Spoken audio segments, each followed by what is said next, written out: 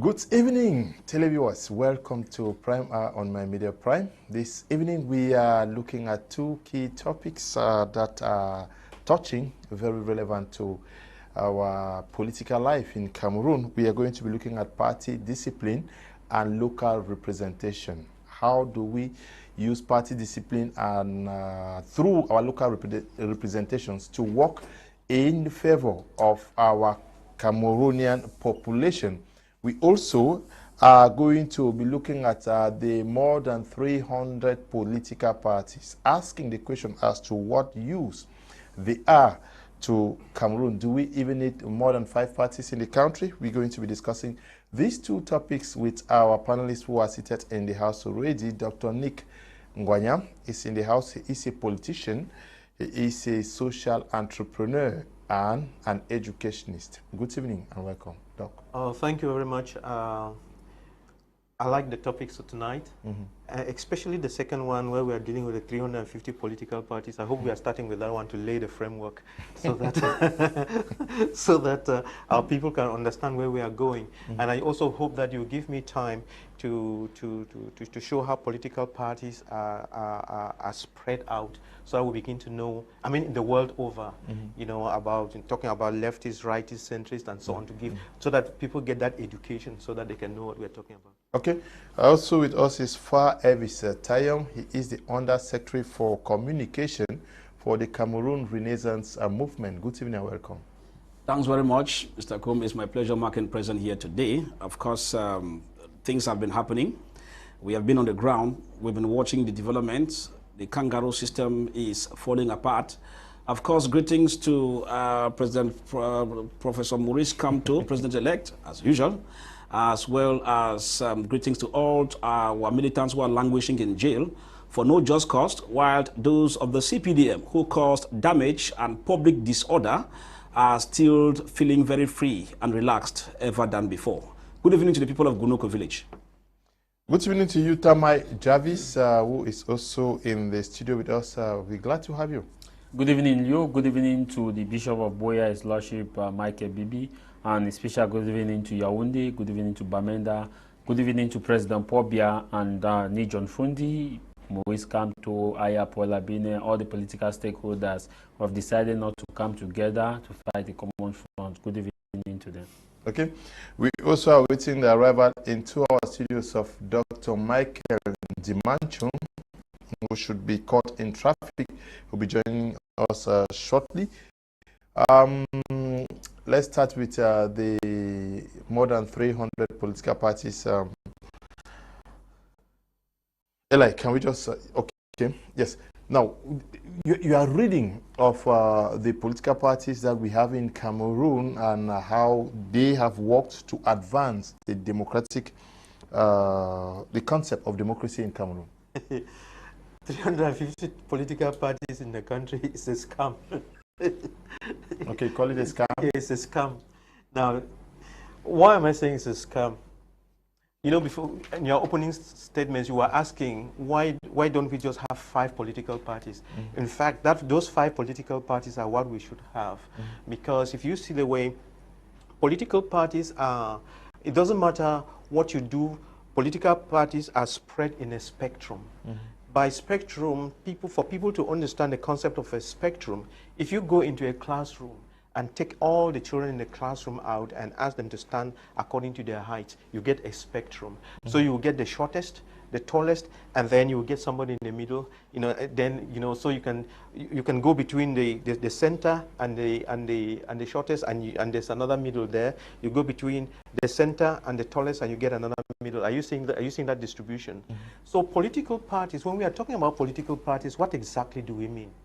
You understand that a society, we've said that a society is made of families, right? So we all come from villages. So you have a couple of families coming together, they form a community, a village, and then many villages form a subdivision and all whatnot, and it grows into what you call a nation.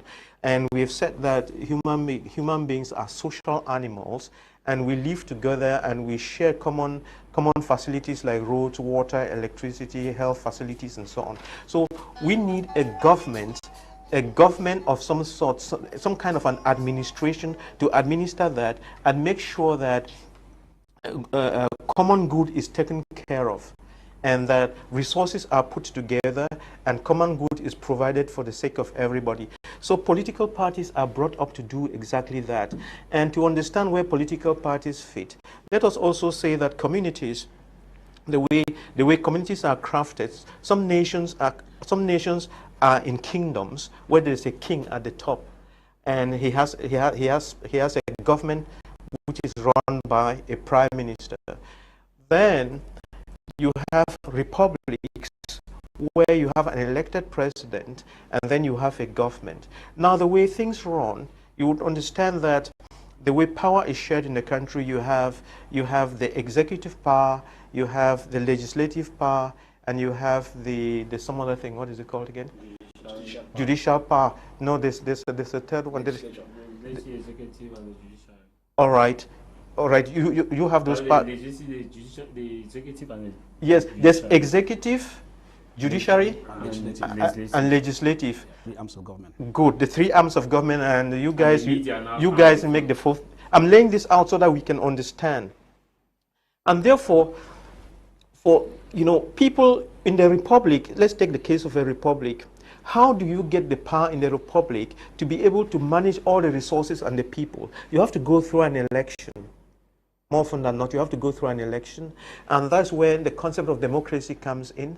And that's why political parties now craft political parties are people who have similar agendas. They come together and say, look, if we have to run this country, this is the way we would run our schools, run our agriculture, our economics, our this, and our that. And then party B will say, no, we have a better idea, and so on. So people break up into different parties like that, and they will they will write all their ideas into some kind of a document, party document, and then they sell those ideas to the public.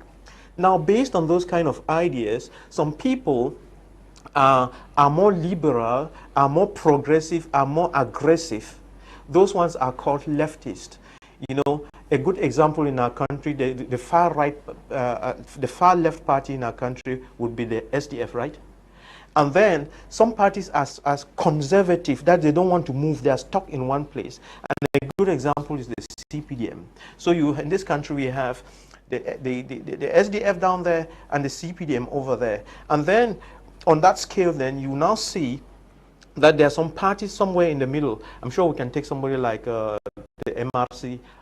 The MRC is there, but I think it's a little bit closer to the SDF. Yes, it is in the center, but close to the left. And then the other guy from PCRM, the Basa guy, is closer to the CPDM. So you can see all those 350 political parties, they fit in this scale. So there's not much room there for a lot of people. So once you do that, you see that if let's say you are thinking like the leftist, then just join the leftists. When you see them beginning to break up, the reason they are breaking up is not because they care for common good, it's because of greed. So the 300, what I'm trying to explain all this while to say that all those 350 political parties, they don't want to agree because of greed. And you now see that to even fight the CPDM, all these parties that go from the center to the left ought to come together under one cap and then fight the CPDM, but they don't. Then between the center and the right, you have all this bunch of parties, they call themselves presidential majority. Then why not just become why not just join the CPDM? You see, it's people, and to understand what is going on, you need to also understand this concept we call in our country NGOs, all these NGOs all over the whole place. You see, they're very ineffective, they're only looking for something to eat. So that is the thing. There's a lot of lies telling and so on, greed. That's what has caused all these political parties, they're all fake. Okay. You are a militant, high-profile militant of the Cameroon Renaissance movement. Are you very comfortable with these numbers of political parties operating within Cameroon? Well, the truth is that I am not comfortable. But then we begin to ask the questions, why do we have this number of political parties? Mm-hmm. Because if you take a look at the sociological and anthropological components of where we are, it explains where we are as of now. Now, if you want to take a look at comparative political analysis, you realize that while you would envisage, for example, in the developed country to have just 2 major political parties, I mean major, because we have minors, some of them also have their own squabbles. Now, but if you look at it, if you put within the African context, especially in the French-speaking African countries, realize that they have common characteristics of what we find today. And why is it so? It's simply because there is a policy we call the policy of divide and rule, which is already a French-oriented policy, whereby the governments, who are mostly dictators, always like this kind of system so that it reduces the chances of the masses having a common front which they can easily fight the ruling party. Now, if it asks really further, why is it so? Just like as I've said, I am not comfortable. Several factors account for it, including what I've just mentioned. Amongst them is the aspect of poverty. Now, why do I say so? If you look at it, realize that in the French-speaking African countries, just like other countries, what the leaders do is that they put in place policies that will continue to put the common man at a far lesser economic level as opposed to they themselves who govern. For example, in French-speaking African countries, how do you explain that people who work in the civil service are richer than business people? It's supposed to be the other way around. Like if you go to Zimbabwe, for example, you discover that you hardly find a government official who is richer than a business tycoon because they have a different orientation. Now, what happens with this system is that as the people become poor, put in place by a careful mechanism, the aspect now comes in, the aspect of greed, which Dr. Nick just mentioned, which is another factor.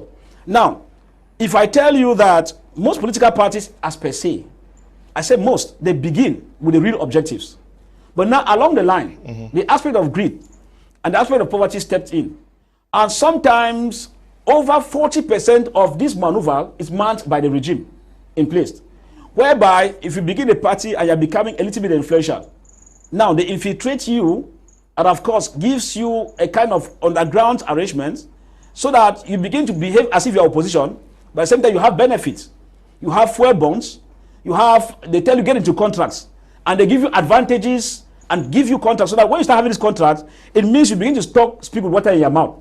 So at that same time, you pretend that you're opposition, but in real terms, you are already a member of it, like in one of the categories that Dr. Nick just cited.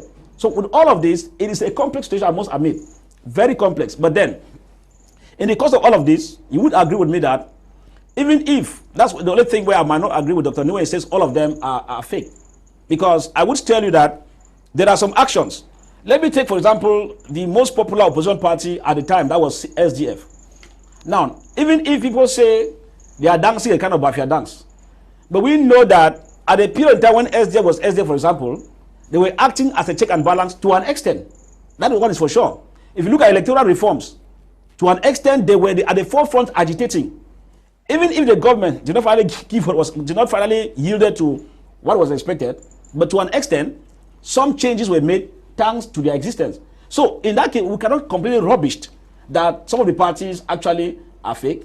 They work at a point in time. The only difference is that as time goes on, some who could be joining along the line become kangaroo and so start dancing a different dance, different from the original one that people were envisaging in them. So it becomes now a little bit complex. But then, most of these maneuvers are manned carefully by the regime, such that if you see them coming in, or you see a party start speaking water in the mouth, sometimes know that they have been infiltrated, and it takes just a second on the part of the regime to get to the leaders who man these parties. Now you are making this noise that, okay, look at it. This is the contract, we are giving this contract. Begin filing in contract as we speak now. And they give you advantages to pick up those contracts. So before you know it, your grammar begins to change. Today they will tell you that they are sending government forces to guard your house, which you are not supposed to have that. And so the advantages come in a way that you start seeing yourself as what they call presidential majority. And when these things start coming in, the grammar start changing. Now, most of the political parties will be fine. Like, I'll talk more on what we call the satellite government-oriented opposition parties.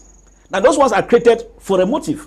Because I said, it's not all opposition parties that are created, that they just come like that. Some are created for a particular reason, so that when they create it, they give you an agenda.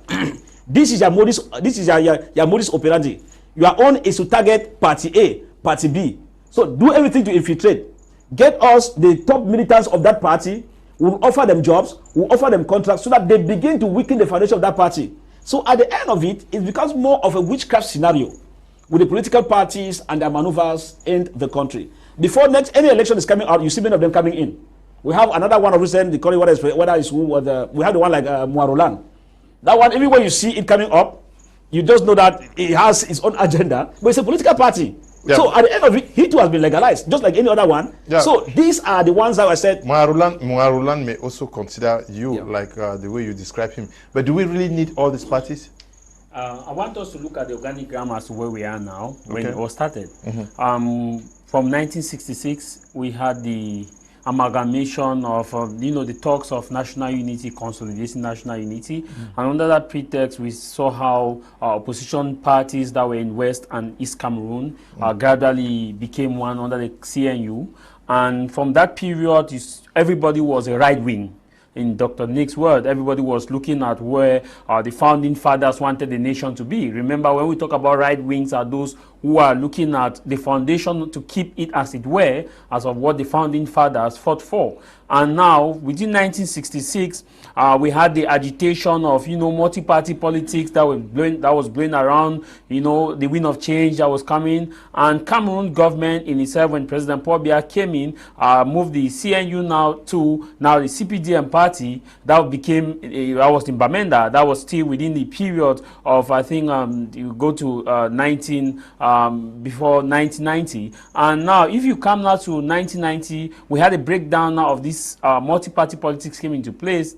We now have just this SDF that became as a left wing that split that from the CPDM and the left wing, meaning that SDF came with the ideology that yes, we had a status quo, let's change it, let's challenge it and look for other alternatives to make it work, a part of how we met it. And now, because of the infighting within the system, the party that in 1996 election, the boycott of the election now gave room for parties to come in, because the government had to, all these political stakeholders now had to look for other ways to bring in other parties to neutralize and break down the heavy-handedness of the sole political opposition party, the main opposition party we had, SDF. Now UPC was giving the strength, other political parties were giving the strength as to where we are now. Now, given your question, that is that necessary? Are these necessary? Yes, within the context of Cameroon, yes, they are necessary. When we talk about the context of Cameroon, we are talking about the laws of Cameroon. The 1990 law of freedom of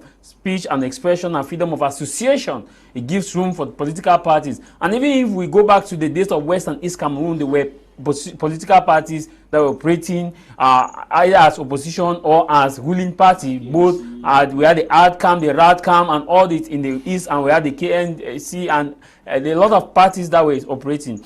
Now, times have changed. Why have they changed, and why don't we have the same scenario as it was now, and why don't we have it now? It's simply because of 5 factors. The 5 factors is: 1, lack of political education. Now, why do we say lack of political education? The parties that existed before, that had the majority opposition, that had the majority voice of the opposition, did not do enough political education to their people to see why they should not crisscross carpet. Another example that we have is lack of clear vision. Most of the parties don't have that clear vision, and when you don't have that clear vision, there's always room for another person to be bought over to open a political party. Now, since you don't have a clear vision, you cannot give what you don't have. If you don't have a clear vision, you cannot engage in political education. And now come now to the other aspect of corruption. Corruption, to one of the ways to identify political parties or opposition parties. Mai Javis, I asked you a question, you are saying something else. Okay, do we need these parties? Let me come to if we need them. Yes, we need them in Cameroon. First is that the laws make them possible. If we don't need them, the law will not make it possible. Okay. First, the legal framework. Secondly, why do we need them? We need them also because of the fact that we are in a world that embraces democracy. And people must not agree all the time.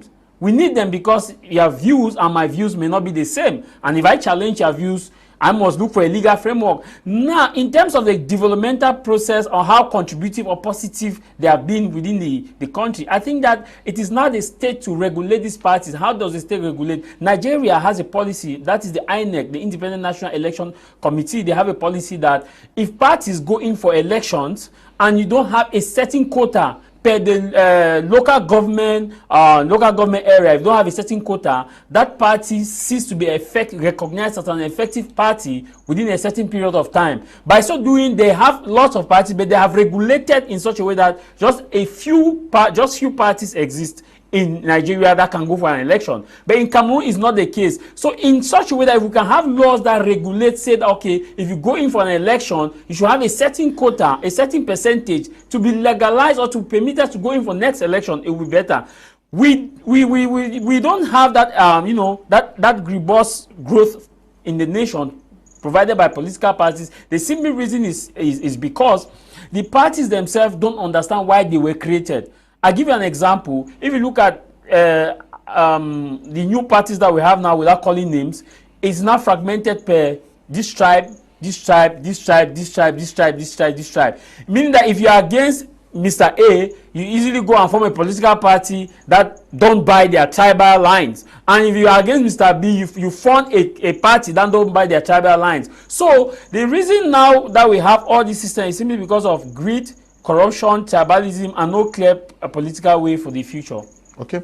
Dr. Nick Ngwanyam, what could be the motive behind the creation of these parties? Because already there is no mature Cameroonian who would not say that they already have a reading of how politicking is operates in Cameroon. They have seen the SDF, they have seen the UPCs, they have seen Madame Kawala struggle.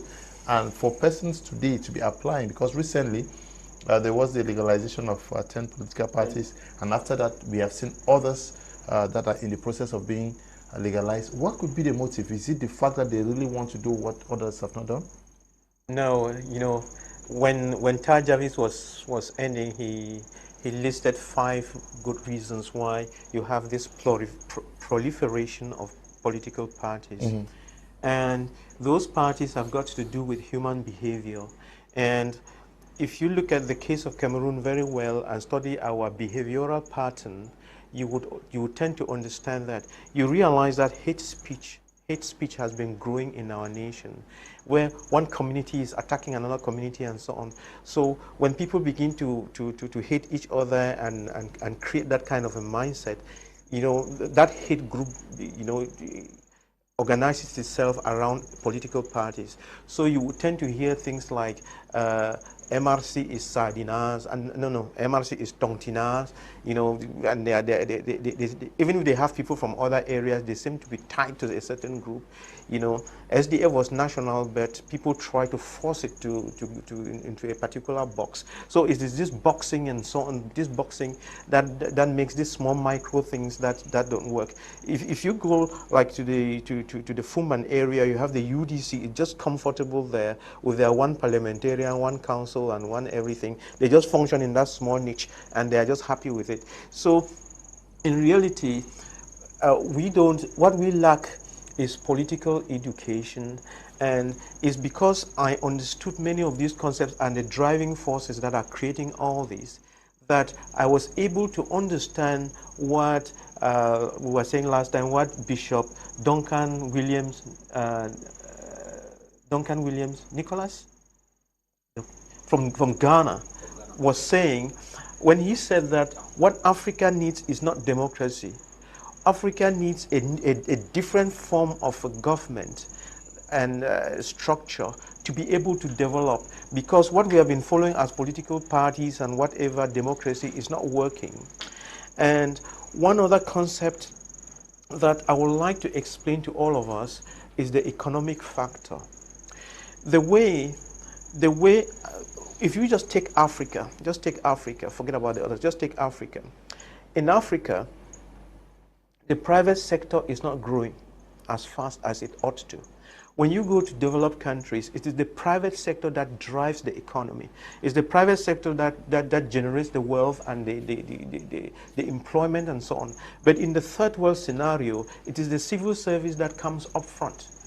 And what the civil service is not meant to generate wealth, but they have these parastatals or whatever you may call them, and then some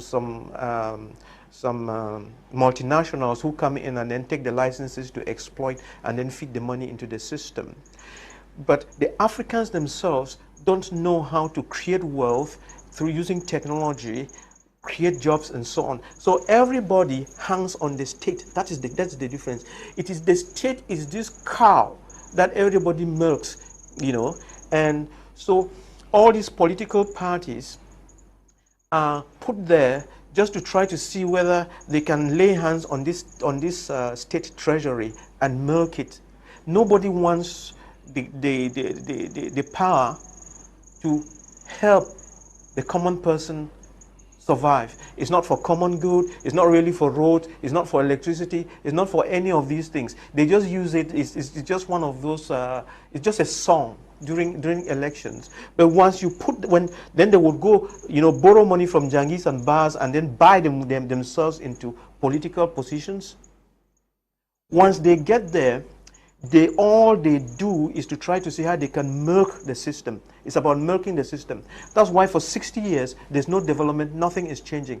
And what makes a bad situation worse is the bad education and the intoxication. Then now, you know, when you cannot kick out people through the corrupt political means, you raise up militias and then you have these civil coup d'etats and whatever. So all this mess is because the African still has a long way to go. Doctor, why are many more persons wanting to create political parties, knowing that the society or the community operates the way you just painted? That's right. It's because they don't seem to have many other options.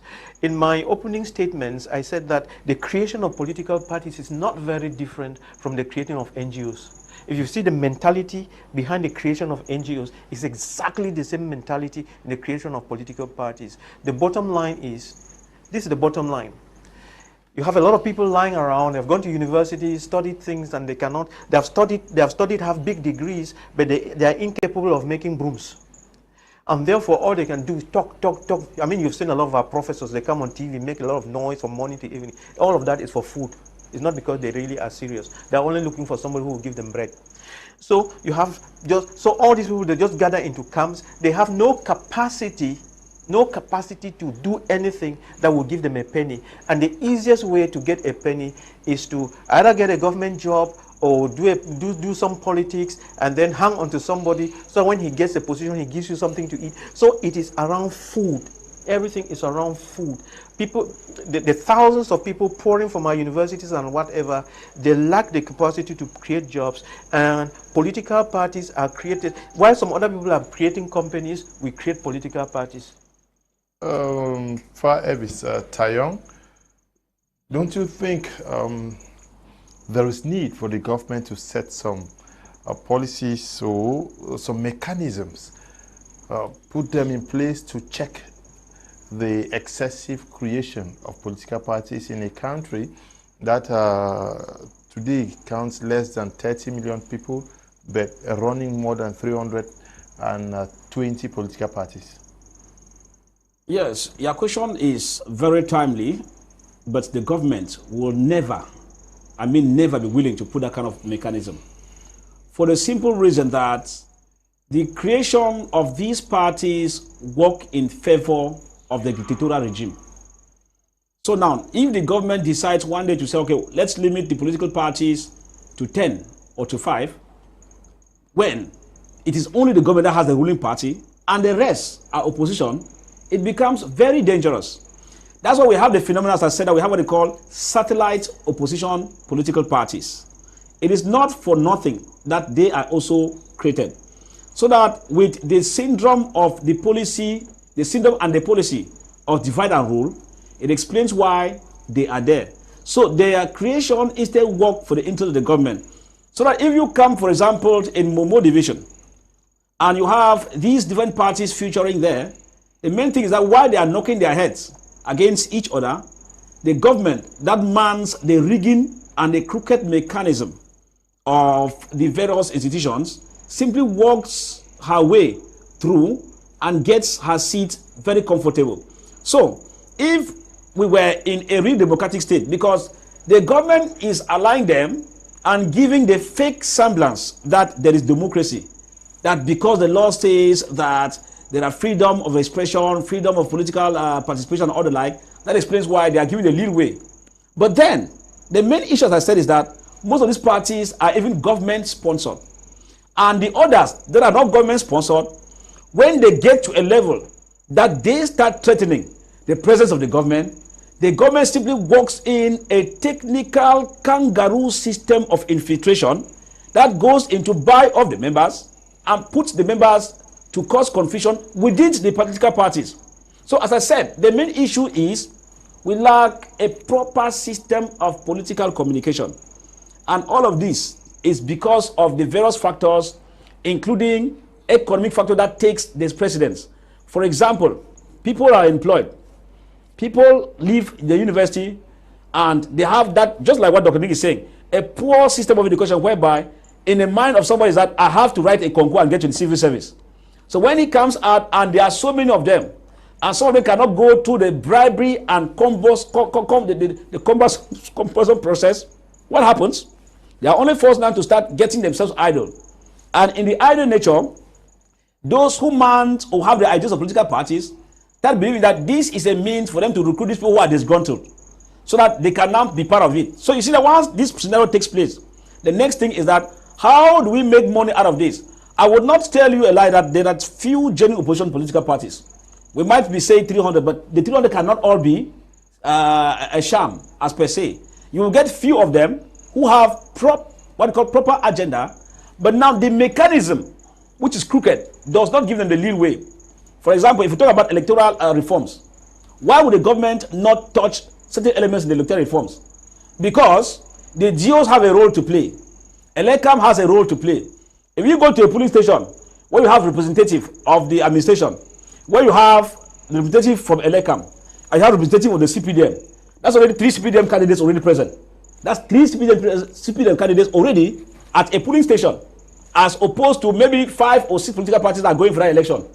It means that automatically they are already weighing one side, which works it negatively already on the side of the other opposition party. So it is a cable mechanism, and as I said, Mr. Leo, the kangaroo system will never, ever want to put in place administrative procedures and laws that will reduce the number of political parties, because they are helping to keep them in place. And so, if you look at it, even at the ranks of five and party, you're a media person. You know how, from time to time, the foundation of political parties are being shaken.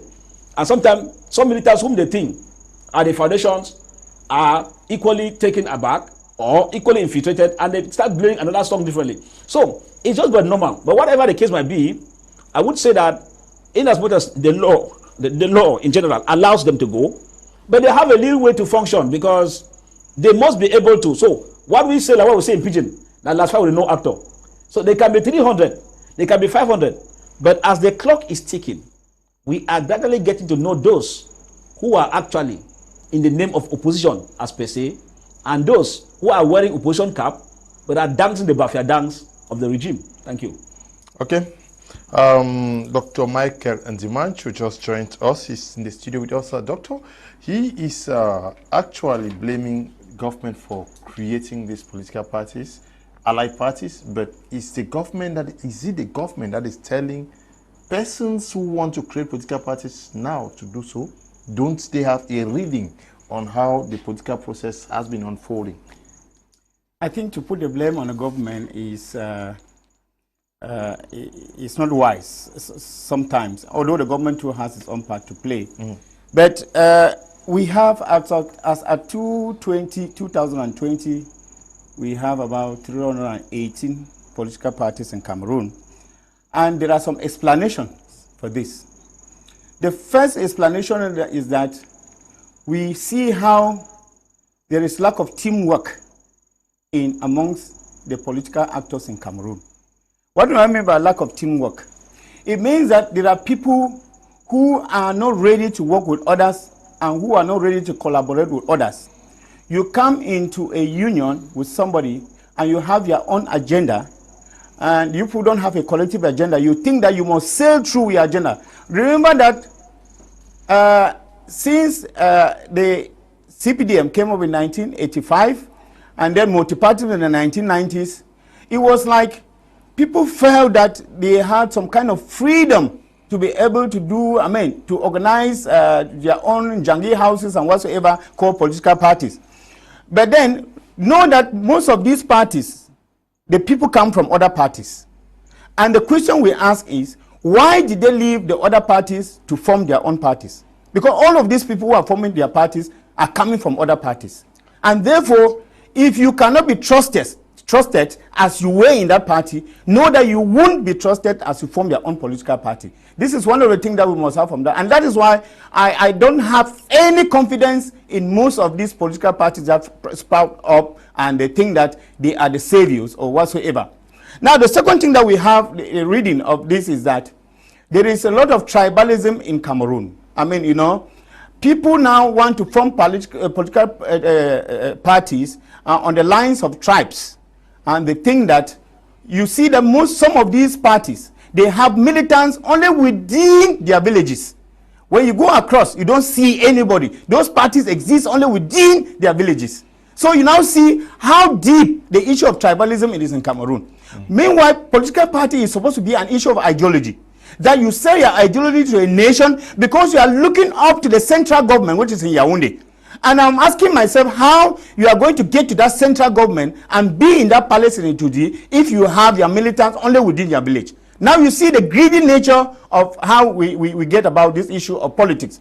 Now, that leads now to what I call the politics of the stomach, what somebody call a politique du ventre, whereby you realize that people from political parties as a way of making maybe business or as a way of creating employment or jobs for themselves. Because you understand that when there are elections, they are highly solicited. You remember there was a time we were talking about the G20 or whatsoever. Do you call these really political parties? Those that do not even have a sustainable agenda that they can sell out to the people to be able. The moment you want to hang on a political party or on a politician, you realize that at that moment is the time that he wants to sacrifice you. Let us make a difference between politicians and real revolutionaries, because revolutionaries are actually politicians in nature, but they put the people first. But politicians put themselves first. That is the difference between the two. And I think that most of the politicians in Cameroon, they put themselves first. And that is why, they don't care whether they leave the masses in the middle of the road or, the masses are disappointed. It is not their problem. All is at the end of it, or most people are looking for appointment. Most people are looking for their gains. Most people are looking to be bribed. Most people are looking for, a fishy coalition that will even, bring nothing or shoe proof up. So that is why I call a politique du ventre, the politics of the stomach, that you fight only for yourself and for your family. Whatever happens afterward, it is not nobody's business. Now, the third things I will talk about is, you see the kind of politics that we practice in Africa, that kind of a politics whereby it is not sustainable, whereby you think that you open a political party like a cooperative creating union, whereby immediately you gain what you have, the political party is only on paper. That is what happened. It's no different from credit union like Confidence and all the rest that when this thing that we didn't see them again. That is how most political parties operate nowadays. And some people even get into this function in order to hide their evil doings. The wrongs that they have committed. They want to escape from the law because they want to get the sympathy of the government. Because they realize that when they are political leaders, they will have a voice. And their voice, of course, as a political leader, is heavier than just standing alone. Okay. Mai Javis, we have more than 300 political parties in Cameroon. When elections are called, we know the number that go for municipal and parliamentary elections, presidential elections. We already know those who have been running for elections for the past 20 years. What is the essence of living with 80 plus parties who will never go for elections, who have virtually no activity as far as our politicking is concerned? I go back to the issue of the electoral laws, and when I hear opposition parties and other parties are talking about there is need to adjust the electoral code, and when you ask them in 5 words, what is there to adjust, they will not tell you in concrete terms. One of the things that they should advocate for, which maybe they themselves are afraid, because if you hear 5 years blaming the government about multi-opening of parties, is that there should be a certain clause at the electoral code which states that upon any election that you go in, you should have a certain number of voters within, let's say, a particular area that can give you legitimacy to stand in as a political party for a next election. If we have that, it will naturally kill down all these other mushroom 80 political parties that I'm talking about. Because if you look in essence, if you see when elections are coming, like we said, we have close to about 80 or 50 that show interest, but at the end of the day, about 30 go in for the election. And when after the election, you know, the rest of the party dies, and when we have now municipal election, you see they start coming in.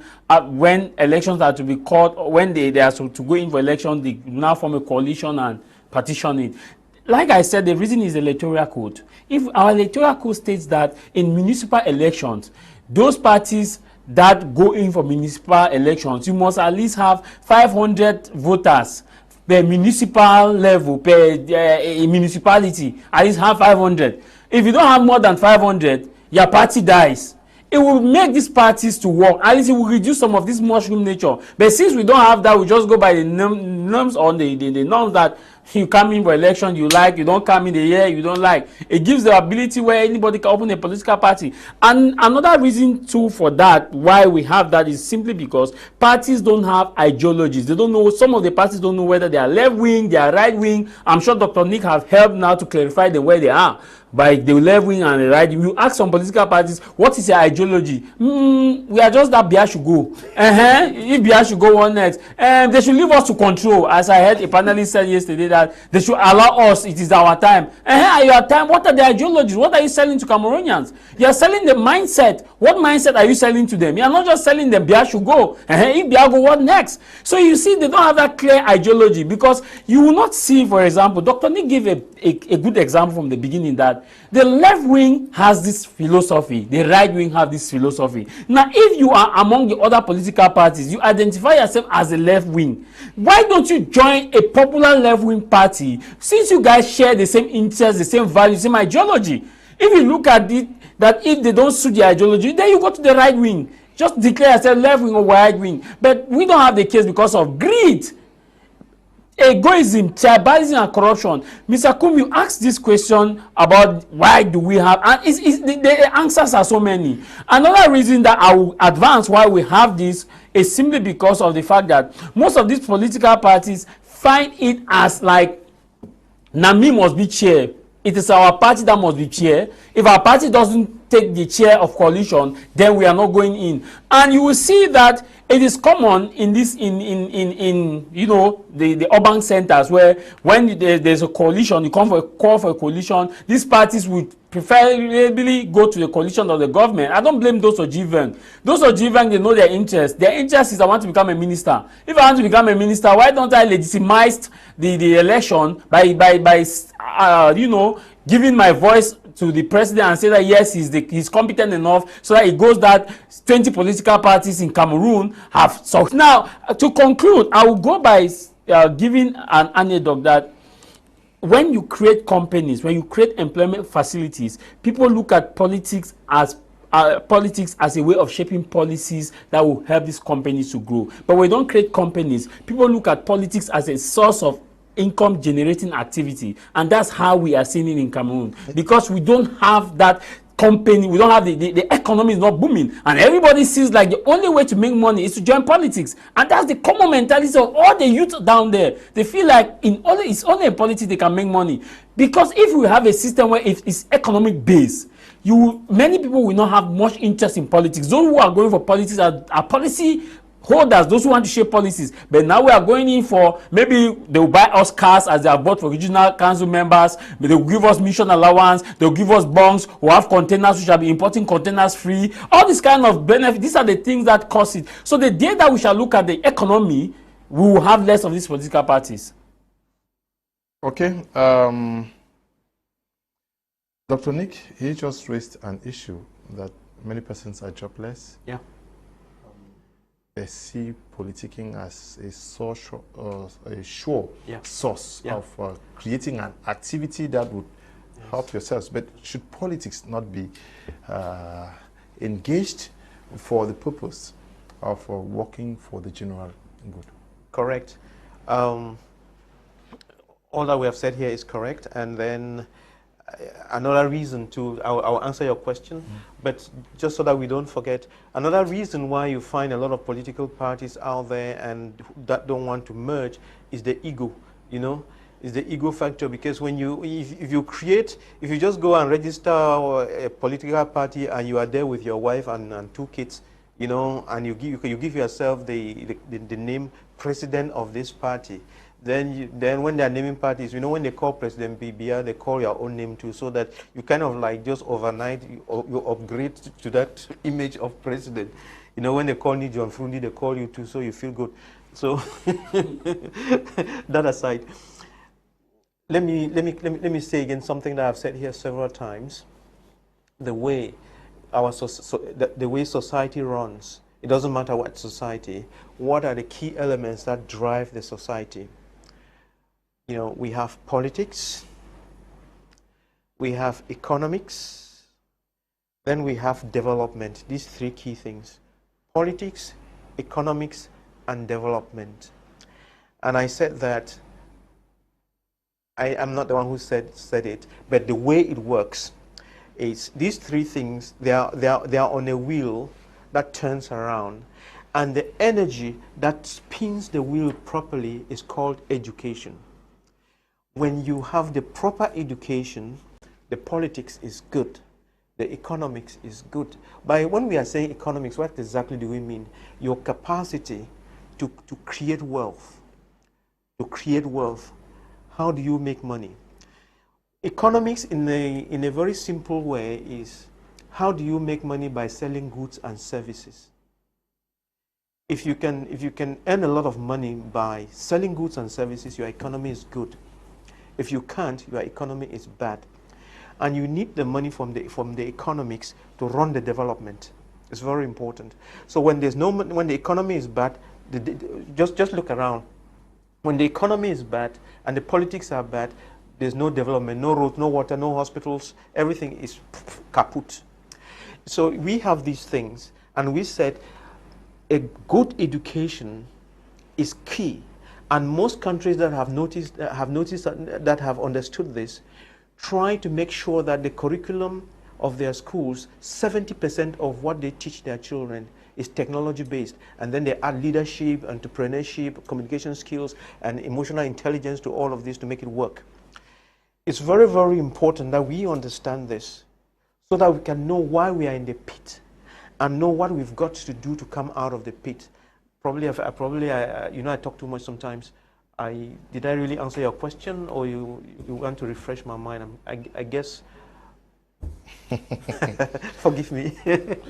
Okay, yeah. For Elvis Tayong, now, isn't it also going to be seen in a very positive light if you people, irrespective of the fact that the government does not want to regulate you guys, isn't it in the interest of the people for you to help streamline yourself so that it helps to reduce the confusion in the minds of the people, so that they are not going after their uncle, their countryman, they are this, but within a selected few, 4 or 5 parties? Can you people not work towards that? What you are saying theoretically is correct. Practically, it will not be possible. And I say it will not be possible for simple reasons.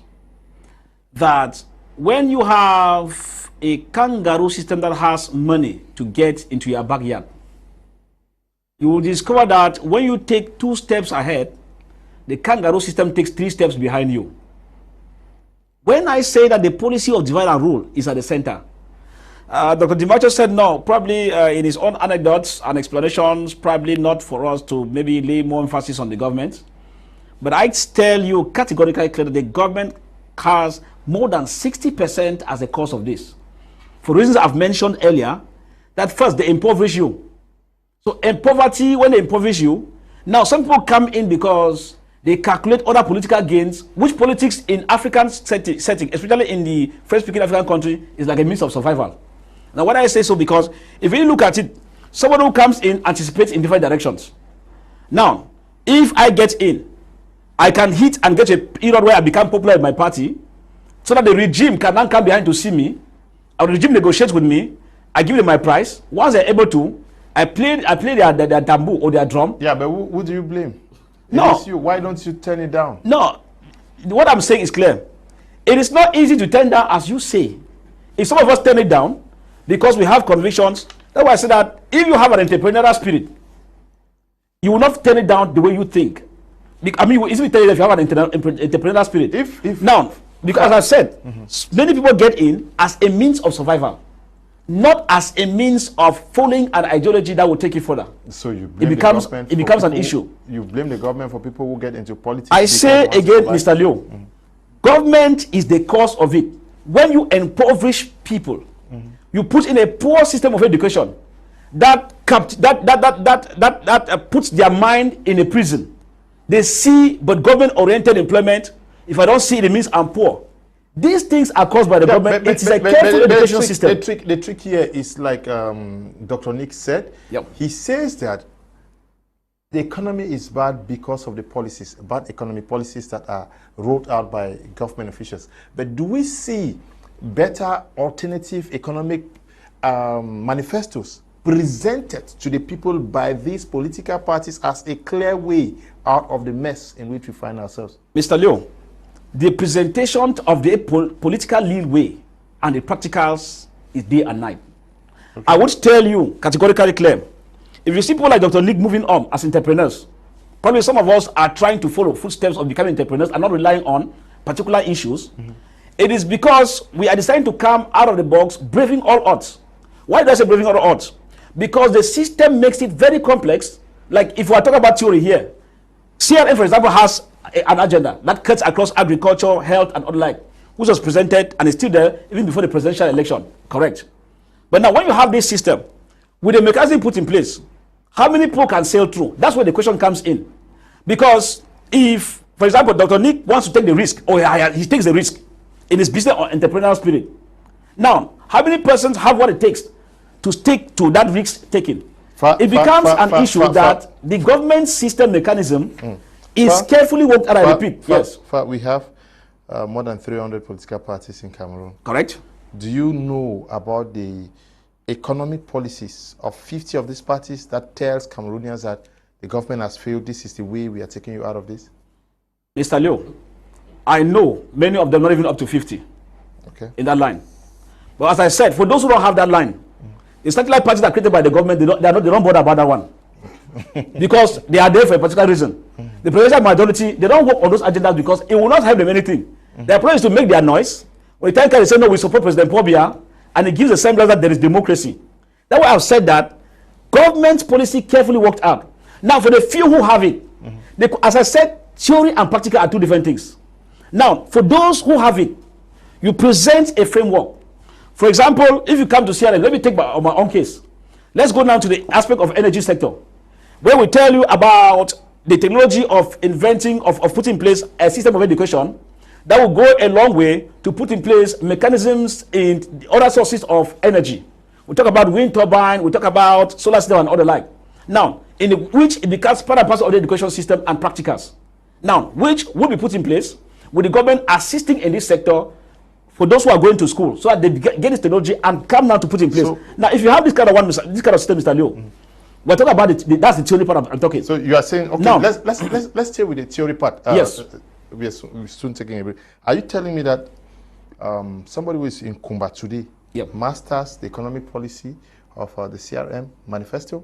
Are you telling me that somebody who is in Kumbu watching us today knows about these things you are talking about? This is where I'm coming from, Salio. Those who adhere to the party and who understand who runs the party, that's why we have militants in all these places. The militants don't come par hasard. If I tell you now that we are currently recruiting more militants in the party, it's not because they came by error. Those who listen to us, even after the programs, many come and approach. Safar, I hear this and I want to get more about this. As clarifications go on, they join. But this is where my issues come, Mr. Leo. It is not mere someone listening to what you are saying and then joins you. The question now is, from what you say, do you have the powers now to put it into effect? No. You must need to go through a political process. Okay. Now, with the stumbling block put in place by Alekam, the quash electoral system and all the like, you now realize that there is a gap between the theory you put in place and the practical to arrive at it at the point in time. My question is to know whether the mama who says in wherever, in the mama who says that policy. Let's take a short break. We're coming right back to continue.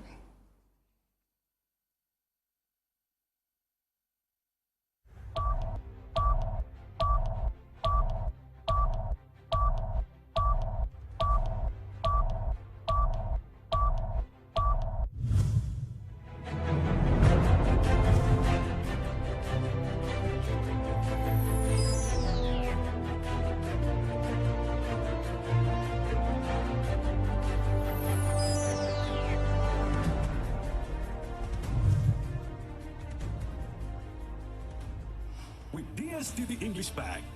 Your subscription enters a new dimension. It's so nice. It's so nice. Movies, series, novellas, emotions are more deeper in English language. That part is a little dramatic. Enjoy La Liga from the front row and the Premier League in immersion. On Nick Ngwanyam, English is just superpower absolute.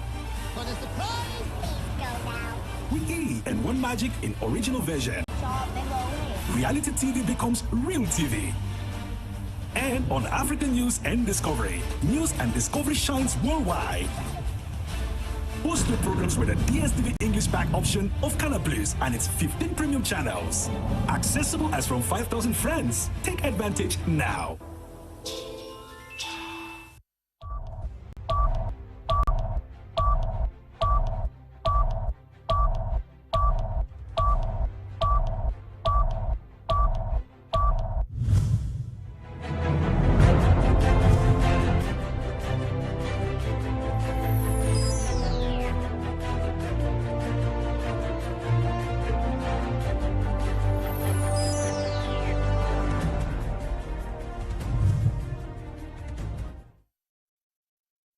You're welcome back. You're watching Prime on My Media Prime, and we are looking at the essence of creating and running more than 320 political parties in Cameroon. Are they meeting up to the expectations of the people?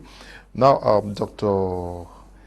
Ndimancho, my question to you is, you said there are more than 300 political parties by your findings in Cameroon. Cameroon is faced with COVID-19. Like the war.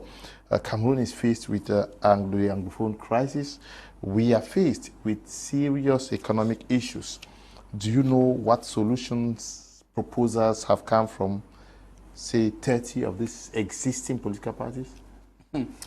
I think that these political parties themselves are wanting,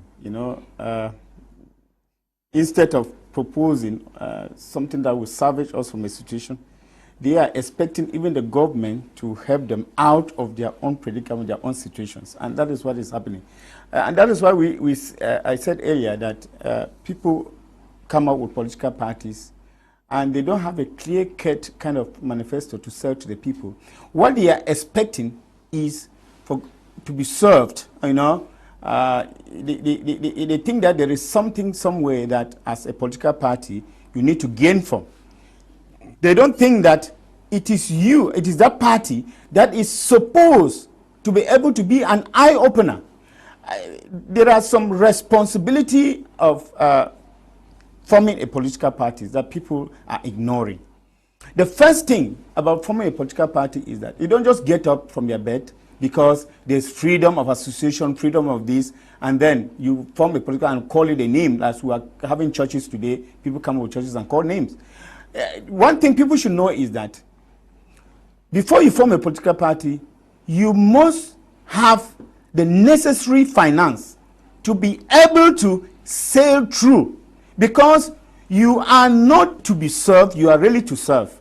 I want to take, for example, what happened in Liberia with George Weah, and I follow up the campaign trail of George Weah from start to finish.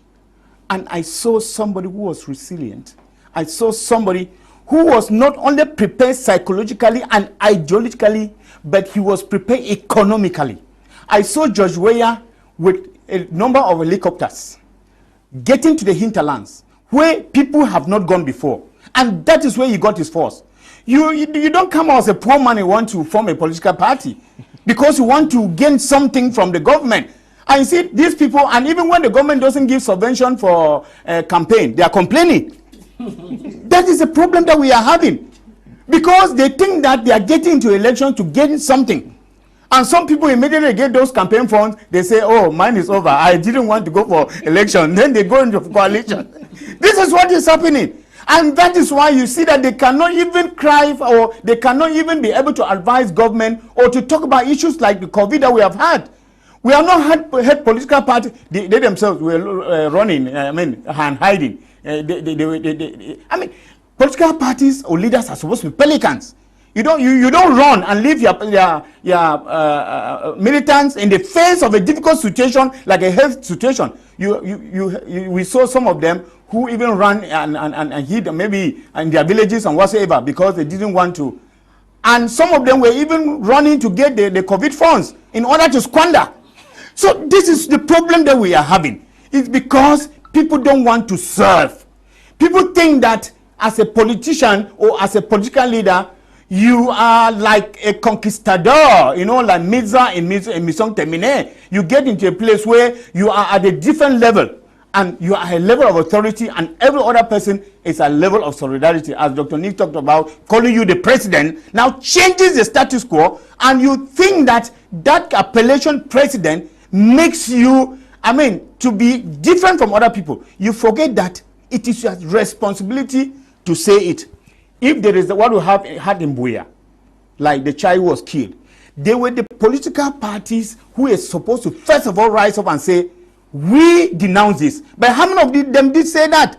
But because, we begin to say that as maybe in that logic, I will go with Mr. Far who said, okay, the mouth that eats doesn't talk. Because most of them are sponsored by the government. And therefore, they will not want to even say anything that will put government at the edge. So that is where the problem is. If you have an issue like the Anglophone crisis, how many of them have actually dared to talk about this issue or even to step foot in the main towns of Bamenda or Buea to be able to condone or to be able to talk with the people? They stand in Yaoundé and they write Facebook messages and WhatsApp and they publish, which is very, very easy. How many of them are talking against the war in the far north region about the Boko Haram? What they are interested in is that Paul Biya is a corrupt person. Paul Biya is this. Paul Biya is squandering people money in Swiss. I think that we need to get out of these rhetorics. That people need to be able to, now even in their own very communities that they find themselves, when you get to maybe like, I want you to tell a CRM, when you get to where the president comes from, you should see a difference because it should start from their base. Let the people in maybe, I don't know where is Bafang, Mustafa is where again, let them know that the president of this, this is where it comes from. And that the people should actually see from what, it should start from home. Charity, that is, yeah, and then when you go to other places where you have political parties, not that those who come and remain in Yaoundé and they are at the doors of the parliament, they are at the doors of the ministry and begging for, what nobody knows, or waiting for Godot, for someone who no one can see. You find most of the, so the issue is political parties must be able to, they should have a vision. I ask myself whether they actually study these things or because most of them are dreamers. They just think that one moment, see, most of us in Africa want to be leaders. They just think that one moment they find themselves in the 2D. They do not know that it is actually work that they are supposed to work. Because there are, in the world of today, I don't even need to see a politician or a political leader to vote him. I should be able to hear about the person. I should hear before seeing. I should hear that this is what this person has done before actually seeing who the person is. This is what is important.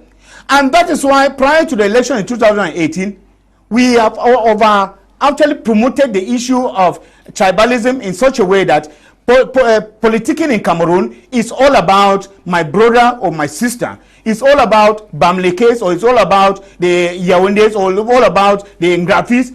This is where the problem comes from, because people do not have a clear-cut reason why they want to get there.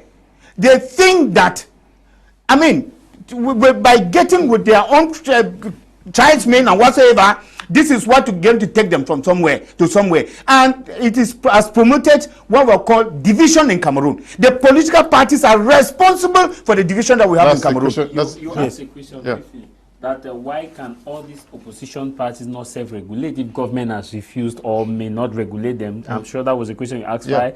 And he said, theoretically it can be possible, but practically it cannot be possible. And it made me to cry, which means that what are they doing? What are they existing for? If they cannot, it means, he said one of the reasons is because government has a lot of money to pump to frustrate parties. I asked a question, is that what government is doing with their own party? Frustrate, I mean, pumping in money? Because if political party and opposition party that's there to suit the interests of the people can tell us that our government has a lot of money to frustrate the people, it means that they themselves are there to look for the money, which doesn't make sense to me. I believe that we are supporting opposition or parties based on ideologies. And he also raised an issue which I was not okay with it, and that, you know, most of these parties, the government, if you take 3 steps, the government take one, you take a step, the government take 3 steps behind. And the reason he raised, he stated that the government has a lot of money to infiltrate these parties. And I asked a question, if SDF, CRM has that general interest of the people, they both can come together and look at the interest of Cameroonians without the government infiltrating them, which means that there's no party that can redeem Cameroon at this level. It means that we should just go with CPDM. That's why he's telling us here that we should just go with CPDM, because the parties will never come together. Parties will never come together, and government always have money to frustrate parties. That's the underlying word I picked there. So what I'm calling on is that parties to keep away these and focus on general interest. That was a quick one I said, let me just raise before we forget. And above all, Mr. Kum, with your permission, I'll beg that these parties should understand that to win election in Cameroon, presidential election, your stronghold, if you are in north and southwest region, form a coalition with somebody who has a stronghold in west and center region, such that you can send your delegates to secure your north and southwest region effectively. Since you don't have enough resources to send to west, the man in west region and center, you already have a coalition with him. He too can concentrate on that, so that it will reduce the level of frauds. But when you say that you want to go general, you have your stronghold is north and southwest, but you want to send resources to other areas, you cannot go. So to win presidential election in Cameroon, is only coalition that can win it. If not, they should just forget it. Maybe 1 minute. Okay. Yes, you know, I just listened to the way he places the points. You know, the main issue here is that, first, to know that when I talk about political parties coming together, which is not possible, I mean what I'm talking about. I talk as an actor in the field. Now, but it doesn't mean that, because I see him misquoting me by saying that, it means that there's no need coming together. Now, you will bear with me that CRM is the leading opposition party as of now in the country. We are not debating that with anybody. The facts are there. I can begin to give you evidences as per. If we want to take, just for the fact that, let's take even for the fact of the presidential election, the position that CRM occupied, start telling you that if we get to the position of our popularity is not par hasard, it means that some work is being done. Now, away from that, if you look at the scenario on how they function, I would tell you, Mr. Leo, that I think the examples we're giving here, that like what Javis is saying, they should concentrate here, or there's no concentrate, they should concentrate where they have their things and make coalition. Now, we are among those who said before the presidential election that coalition is still, and I keep saying this, Mr. Leo, at the present dispensation in the country, if you like, you bring 2,000 parties from Germany, Switzerland, South Korea, you will not still be able to unseat the regime. Yeah, but at least come reasons. Together. Just come together. Yeah, Mr. Leo, I'm learning. I'm learning, Mr. Leo. They cannot, because they are now, what you are saying, coming together is not the issue for me, as I'm saying. What we are looking at is that we have a key challenge. Okay. The key challenge is readjusting for the government to revive the electoral system. I would tell you, Mr. Leo, that there are things, Carolinas listen very well. There are things that even before the election, as we're talking, the match is played before the election. And that match, manned by the ruling party, makes some of us who are in to get efforts in place. I said sometime before the presidential election that coalition was not just the issue, because when you have a coalition with the mechanisms that the government drafts and said, you, this area, you carve it for presidential majority, This one is cast out for the ruling party. It makes it in a way that even when you have your petitions, what do you find? Irrecevable. It still makes your effort very, very fruitless. So while we see, that's why you see CRM taking another twist. What is a twist? To make sure that we keep pressing hard on the regime to work on the electoral reforms. Once that is done, you can now tell me, that's when you say that if I take now the approach of Javis, who says if you are powerful here, when you are not powerful, you can work a coalition, it begins visible in that area. But as far as the present disposition is concerned, we will still be talking on theory. And my issue here, Mr. Leo, and the way we're looking at the party, we are looking now at practicality of it. It's not mere explanation on TV, mere explanation on social media, but now is, if you explain all of this, and you want to come, the CPDM has his strong card.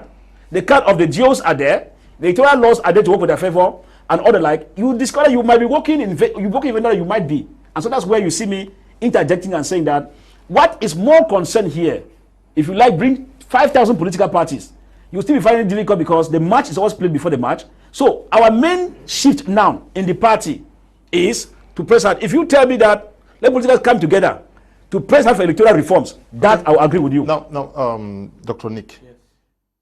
Dr. Michael Ndimancho raised an issue which has to do with the economic viability of the persons manning parties and the party structures themselves.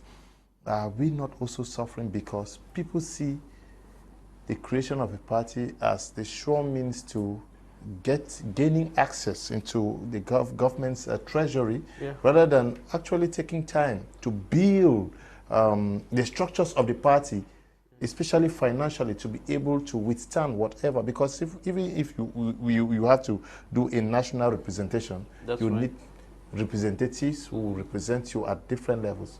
Are we not suffering because almost anybody wants to be a president? That's right. You know, I like the Bamili case. They put it in a way. Affaire cap, affaire très sérieux. Did they say sérieux or serious? I don't know. Sometimes it's French. Affaire cap, affaire très sérieux.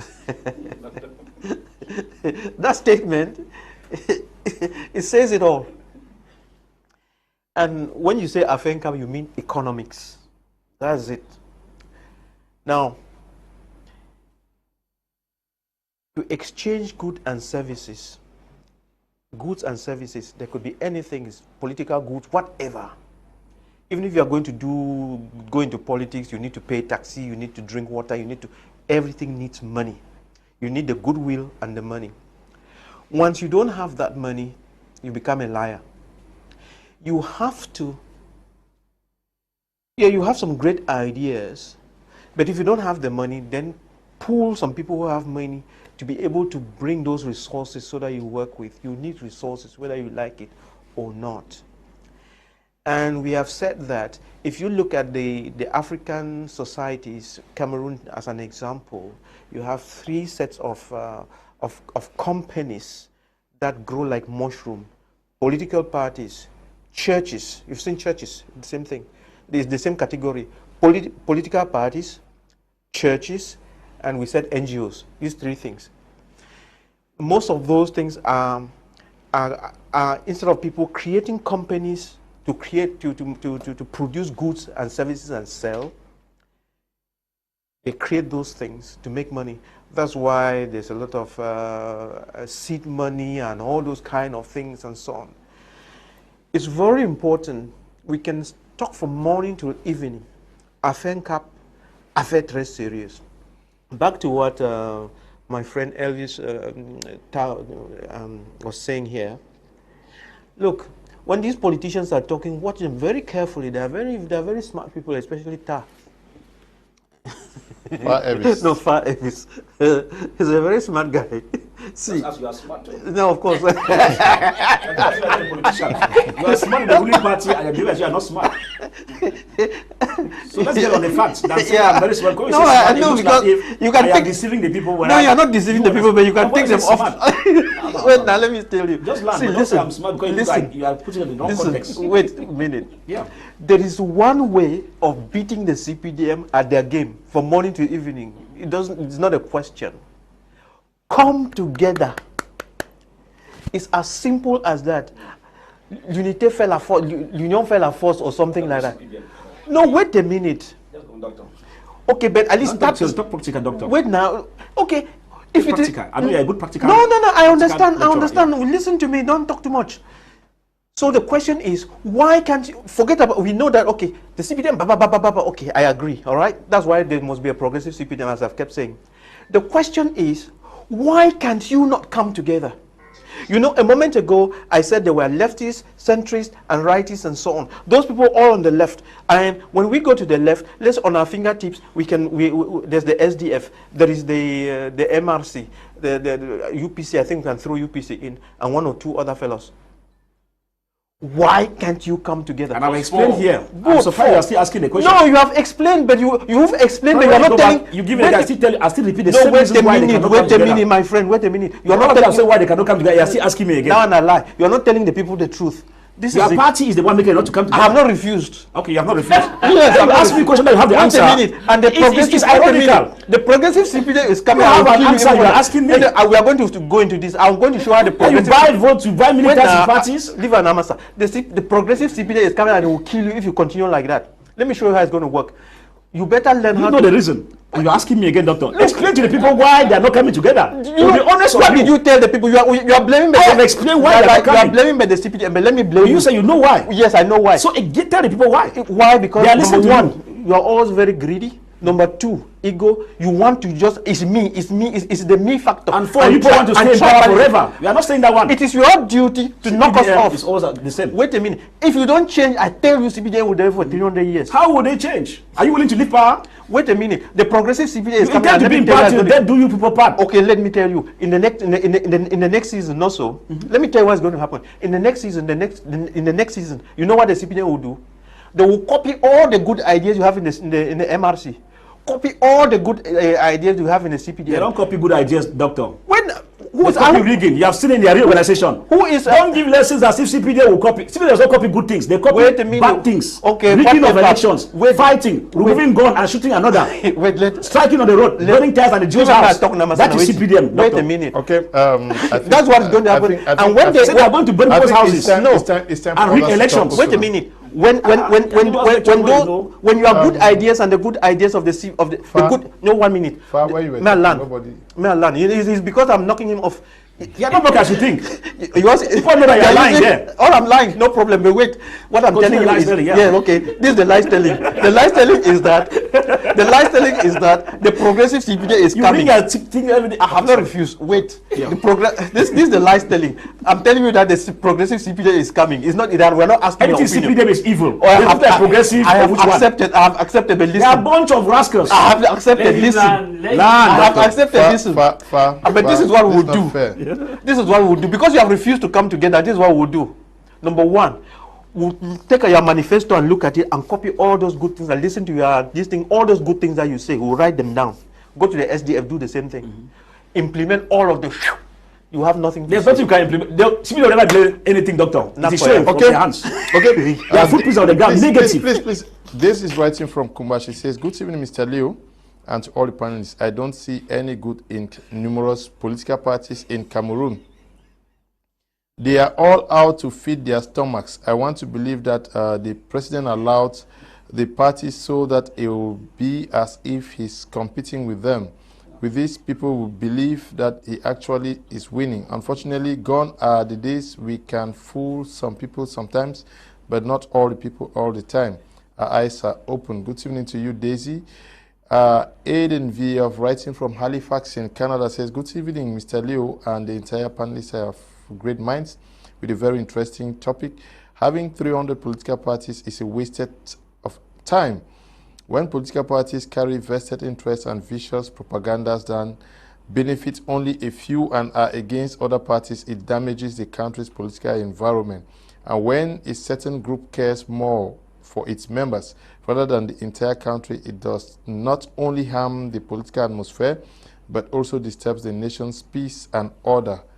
Good evening to you, VF, writing from Canada there. "Good evening, Mr. Liu and all in the studio. I have not heard of any political party advocating for the printing of more coins in this economy. We are actually running out of coins and the government is doing nothing to solve this problem." This is Dieudonné writing from Bafoussam. Good evening to you, Judune. Good evening, Mr. Liu, and greetings to everyone in the studio. There's so much political parties is another way to multiply more CPDM wings in the name of opposition parties. We have just a single opposition party in Cameroon, MRC. The rest are CPDM in different appellations. If not, how many of them even go for elections? I prefer we choose the two-party system or keep living in the CPDM amoebic display. Dixon Tani is writing from Soa in Yaoundé.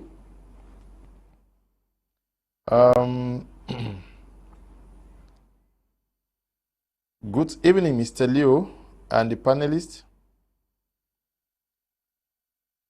Can Mr. Mai Javis explain the political agenda of the ruling CPDM party that enabled him join the party? Asongwe is writing from Bamenda. Okay, I did not know that you are a militant of the CPDM. Asongwe. Mr. Leo, good evening to you.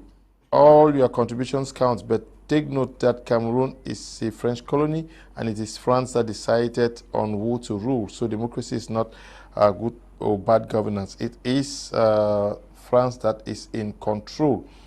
Now, we are looking at the good of 300 political parties for Cameroon.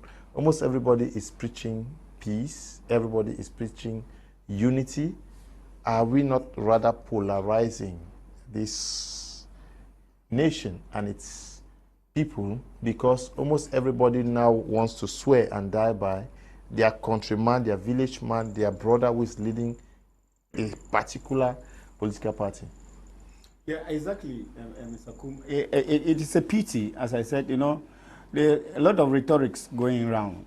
It is very easy for anybody, especially with the social media too, it is very easy for people to preach peace. And when you get actually individually to see what those people are doing for their community, you realize that they are not even contributing in any way for the growth of the society. And that is why Cameroon is where we are today. It is like there's a saying of the Yaoundé people, they say chop brook pot.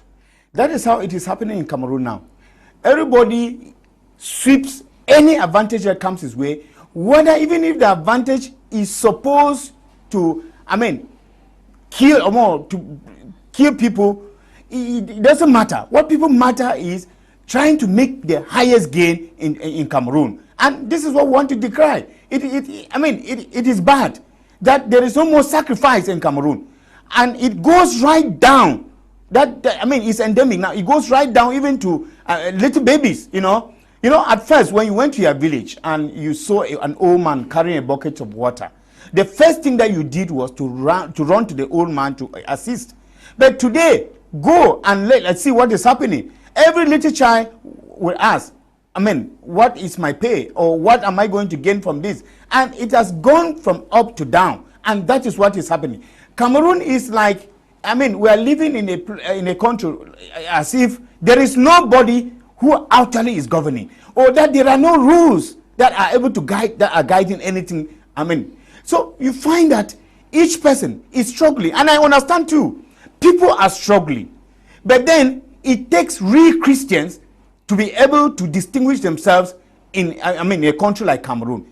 But the disappointment that I have is that in almost every street in Cameroon we have a church, but there is no difference that these churches are making in Cameroon.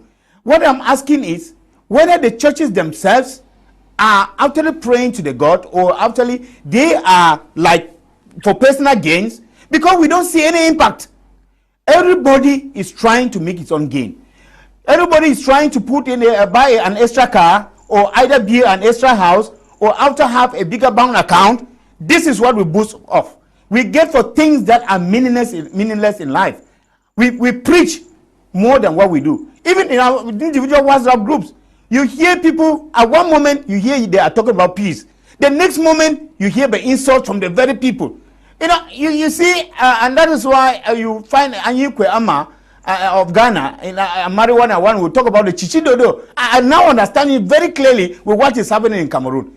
You know, you cannot pretend. You cannot pretend. You hate excrement, but you feed on the maggot. How do you do that? You still find people who criticize the government, but they are civil servants. But they are not different because they think that the government is somebody else. You abandon your job. You do not do your job well, but you criticize somebody in Yaoundé. You criticize the president of the republic. You criticize maybe the minister because you think that it is only the minister or the president who can make a difference. You don't think that you are also feeding from the taxpayers' money and you have to give an account of that money that you are using each day. This is the problem we are facing in Cameroon, and it's like we are abandoned to our own selves. Like nobody cares about who is, and it has gone down. You find that civic responsibility too is completely down. Get into the route here and see an accident. The first thing that somebody does is not to assist the person who has had the accident, is to take the phone and start filming. I want to be the first to send this message to the world. And I'm asking my question, when you are the first, then what? This is where the problem is. And our politicians are not left out. They are the ones who are supposed to, denounce some of these things and denounce them vehemently and fight to the least. But we realize that our politicians are even much more desperate by some of us. Sometimes we speak more than the politicians themselves. And now you begin to ask yourself, for what purpose are these politicians? You find they talk in daylight. But let me tell you, Mr. You go to some of these hotels, renowned hotels in the night, and you see how they do exchanges. People are not, they mouth lip service is what is killing us. They talk in the daytime, but in the night they exchange gifts in order not to actually denounce against certain issues. But if we come to learn to serve selflessly, and I always take an example of a pelican. The pelican is that bird that wounds itself to feed its young. It doesn't care whether it dies. What it matters is that the young should grow. And until we have some of those political leaders who will fight and rather fight for the militants and not fight for themselves, because the issue is you find the politicians, the leaders growing fat, and the militants are growing very, very slim. That is what they find, and it's nobody's problem. That is where the problem comes from. Until we arrive at that situation, at that crossroad, whereby all of us will be able to make out the route where we are going to, and that you don't discover the route and go alone, and then other people are at that crossroad and turning around, not knowing where to go. Okay. That's where the problem is. Emil, writing from Jutin, says, Mr. Liu, Dr. Nick is not a CBD man. He's a straight man, okay? Sumbele Kelvin, writing from Kongsamba, says, good evening, Mr. Liu. How many political parties even have a head office? Let them allow CPDM alone. They have nothing to contribute. Sumbele, good evening to you. Good evening, Mr. Liu. Please, Dr. Nick was interrupted. Give him time to express himself better. But for me, the first solution is coalition. Prince Ndikum, writing from Sweden, says, good evening, Mr. Liu and the panelists. The CPDM has been rigging elections year in, year out. The over 320 political parties in Cameroon is a deadly strategy from the CPDM. During campaigns, you will hear over 320 parties, but during elections, you will see less than 15 candidates. Good evening to you, Prince Ndikum, writing there from Sweden. Good evening, Mr. Liu. I speak with Mr. Fa. Bring all political parties against the ruling CPDM party. They will still not win simply because the results are always ready before elections. Ngwanyam is writing from Yaoundé. Good evening, Mr. Liu and panelists. Thanks for all the contributions. Having whatever number of political parties in Cameroon is not negative. It is simply an important facet of democracy. Unfortunately, in Cameroon, we only refer to democracy more in relation to elections, not fair. Democracy has its facets, and one of them is the recognition of the fundamental worth and dignity of every person. This means each individual, no matter what his or her station in life is a separate and distinct being, giving rights to the will of the people. Okay? Oops. Lazarus Oben is writing from Douala. Your message is too long. I can't read all of it. Lazarus. Yes, others also need to talk now.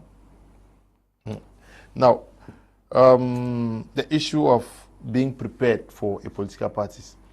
Do you think people have to start counting this? Because you have somebody who may not even be able to run his family, who wants to run a political party that has to spread its tentacles to all 10 regions.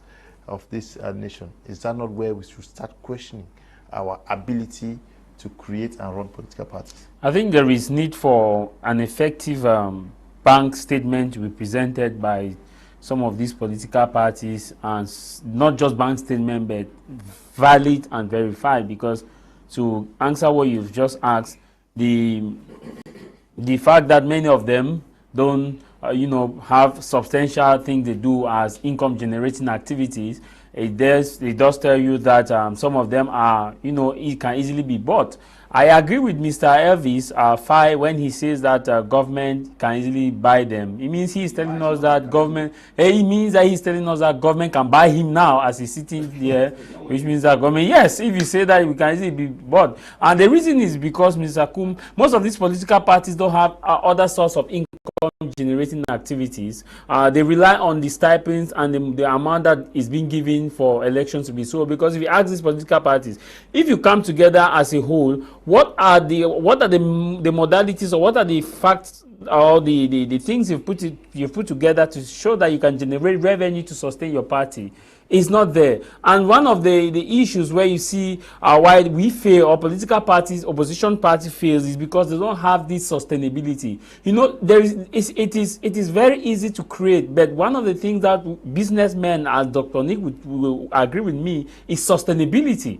How can you sustain? It's not just to open, but what can you do to sustain the business? If you don't have a sustainability chart, you are failing. And all of these political parties don't have sustainability chart. That's why I see they can buy them left and right, give them 20,000. But when a party comes together, what do they do to enhance? Do they carry out capacity skills? Do they carry out capacity building skills that they empower their militants? Do they have, let's say, nothing stop a political party to own a plantation?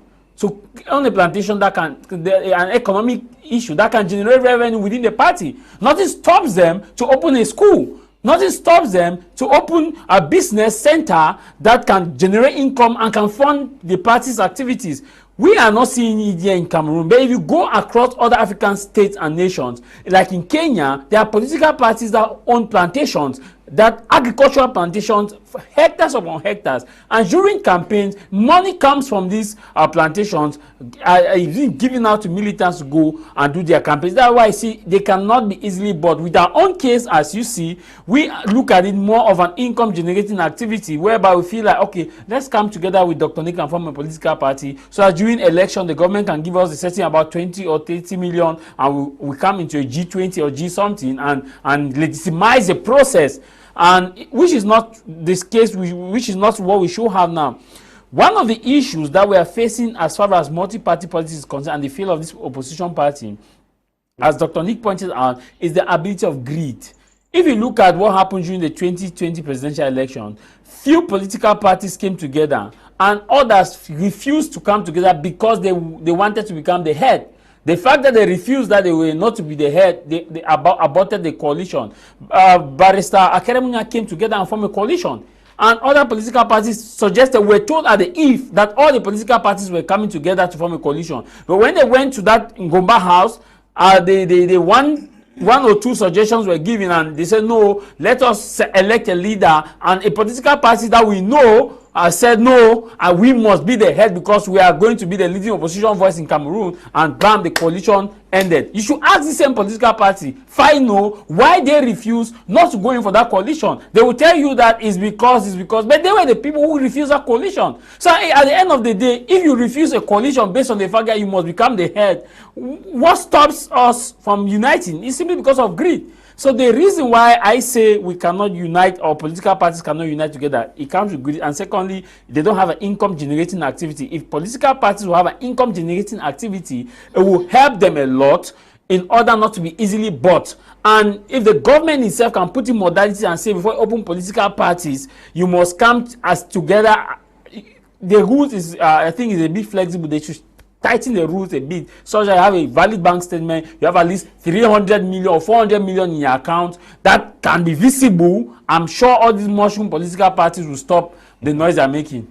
Good evening, Mr. Leo. If there are 300 parties and one party wins the election with 70%, it means the 299 parties are left with 30%, so no need.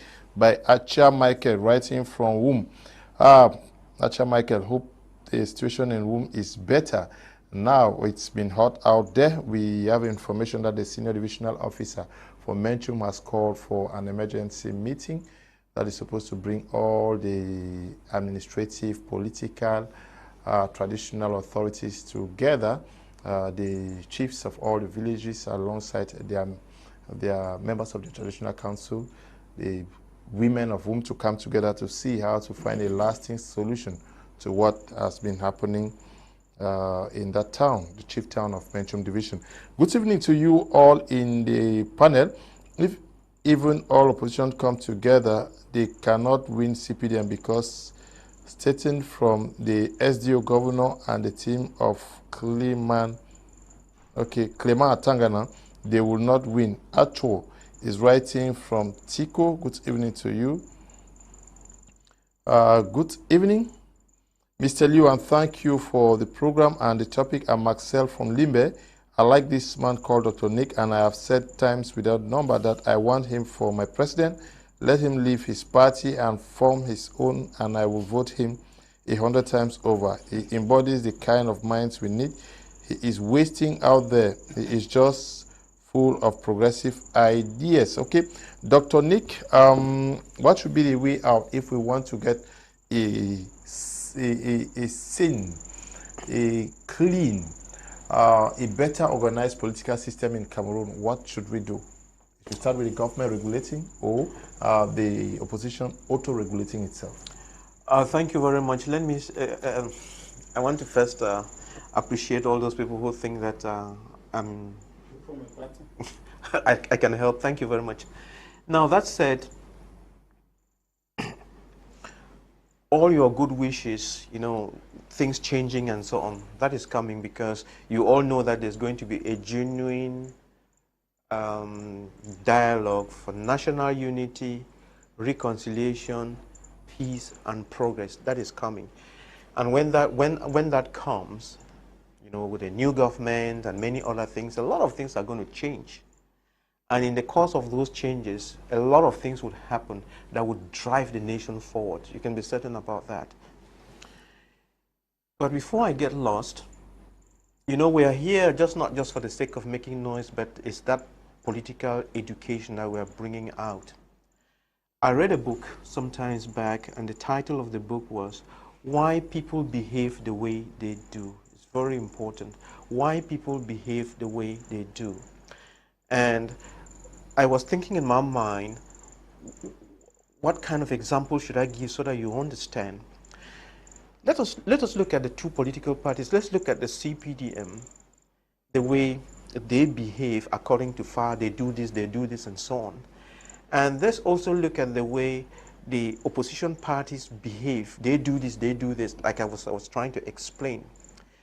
Inasmuch as the CPDM or the MRC and SDF are doing these things, remember that they are all Cameroonians, and remember that they all think almost alike. So let us go down to the roots, like we've always been talking about root causes. You will realize that when you try to look at them from the level of their emotional intelligence, you see that they are driven by the same passions and the same character. They are all greedy. SDF, MRC, CPDM, they are all greedy. Number two, all the elites in those groups, they are all liars. Number three, they have this ego thing that is bugging all of them. And another thing is there are poverty issues. So all these things come together and are applying pressure on all this group of persons. Now, the people in the CPDM who already have the yam and the knife, they tend to react to these pressures in a particular way. And if I would call that, oh, they say they are rigging elections, whatever, I don't know about that. But, you know, recently from these internal changes in the CPDM, you can see that there's a lot of wrangling and accusations there. But if we go back again and ask the question, why don't they come together at least and challenge the CPDM? And then when they are there challenging that CPDM, they will reduce that rigging mechanism if at all it existed. Because it works like this. You know, in the last elections at which the MRC participated, you know, they said that they had been cheated, but a lot of people who were analyzing things said they didn't have the financial capacity and they didn't have the militants to be able to watch over their boxes all over the national territory. That is a key factor and they cannot deny it. And, you know, by coming together, let's say they had come together in that coalition for the presidential candidate, then if the SDF were strong in the northwest and southwest or whatever, they will be looking at the box and defending Kamto. They're not, you know, and then PRC will be defending Kamto down there. The other ones will be defending in the north and so on and so forth. But when they don't do this because of their greed, they turn around and blame other people. Fine, agreed that the CPDM is as bad as it is. Okay, what are you going to do? Just sit there and complain from morning till evening? And that's what I'm telling them. Complain as much as you care, but remember this, all Cameroonians, listen to me. All these 350 political parties are going to die. They are going to die because the music will change.